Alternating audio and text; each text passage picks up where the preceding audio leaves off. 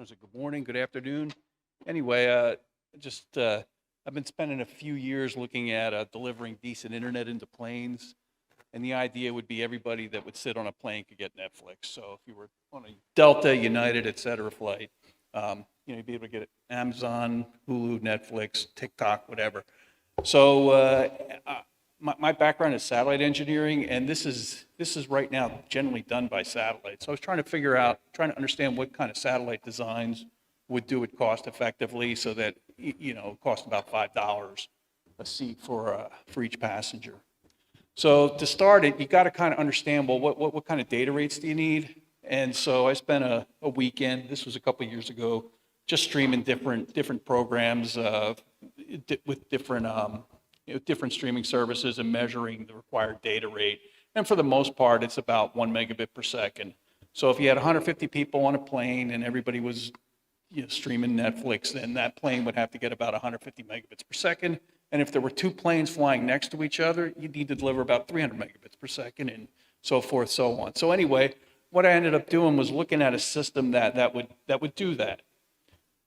So, and this kind of gives you a picture of what the system might look like. So you probably heard of companies like Viasat or HNS and Inmarsat. And right now they do a satellite-based system, and their satellite generates a bunch of spot beams. Okay, and then the planes flying through the spot beams would get the content. So the content would originate on the ground.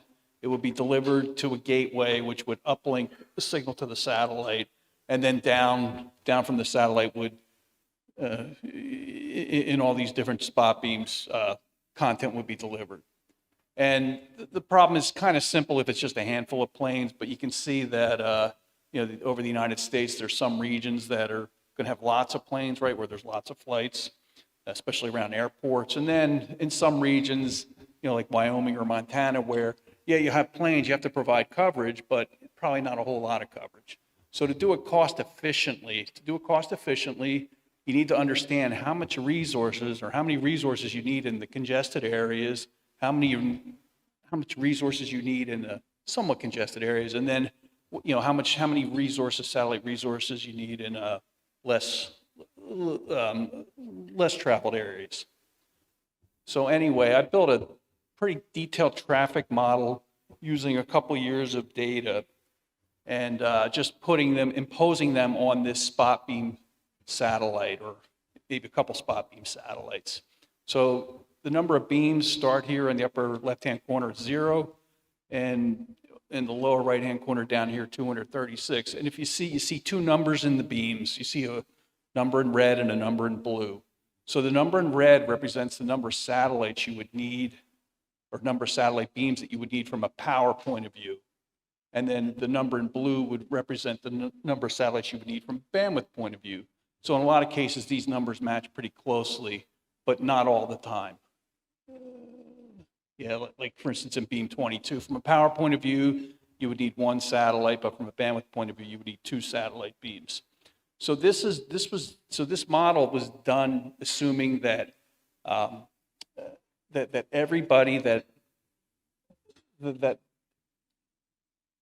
every person sitting on the plane would be trying to get 1 megabit per second because they'd be interested in getting Netflix.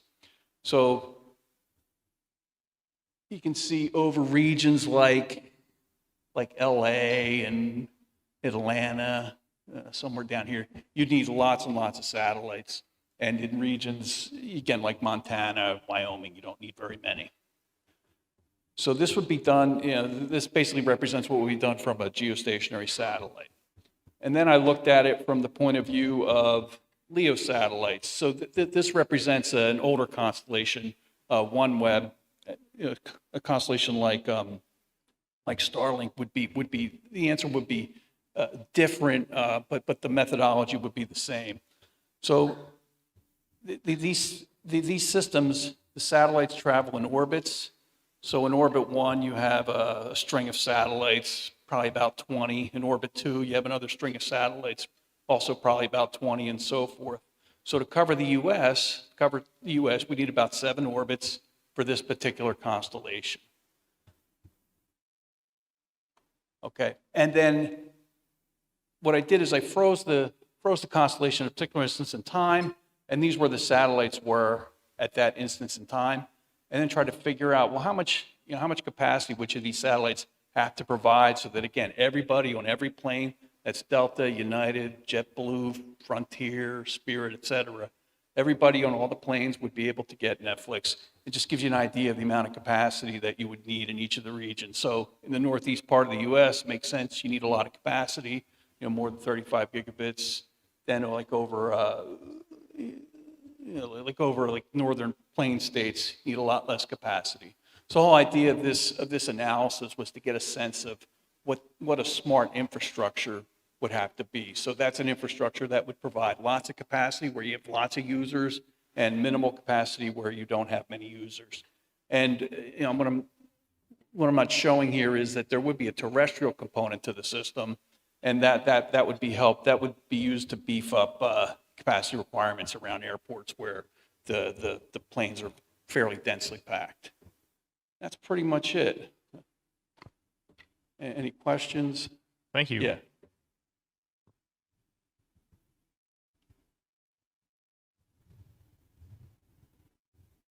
I was just curious if you used any modeling tools to characterize the. I developed my own modeling tools. It's coded in C++. So I developed models for the beam sizes, and then I had inputs from a company called ADSB Exchange on where planes were every minute of every day over like a year and a half, and then just ran an analysis minute by minute over there, over that period, and then looked at the amount of power and the amount of bandwidth that would be required for each plane at each instance in the analysis, and then racked it up here. So you're not seeing, you're just seeing like the top of it. Well, I mean, so it was a custom modeling tool that you built yourself? Yeah. Oh, is it open source? I beg your pardon? Is it open source? No.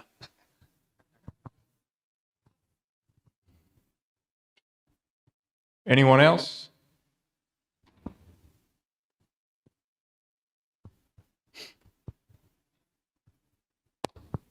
So how'd you say you arrived at these data rates? Was it through testing, like the mobile data rates? Oh, so yeah, that was done. Yeah, I spent like a weekend just looking at different programs. You can see them here, and then just streaming them and just looking at my router and looking at my Mac and just measuring how much data was required over a given period of time. Okay. Yeah, I have to say I'm genuinely surprised how low it is for the mobile devices. I would think it would be like 2, 3, 5 times as much. That's what when I went in, I didn't know, but that this is what came out. But for like an HD signal into your TV with I think the latest standard, I think data rates less than 4 megabits per second are required. I'm talking about your 55-inch TV. So for ultra high def, it's I think around 9 or so megabits per second. So with a very small screen, you don't need as much resolution. And I believe that these organizations are trying to figure out how to compress their data, given the screen size that the file or the image would show up on. So these companies are spending a lot of money there, trying to definitely drive data rate down, because a lot of times people handling these devices are doing it over like an LTE network where bandwidth is constrained. Thank you. Yep.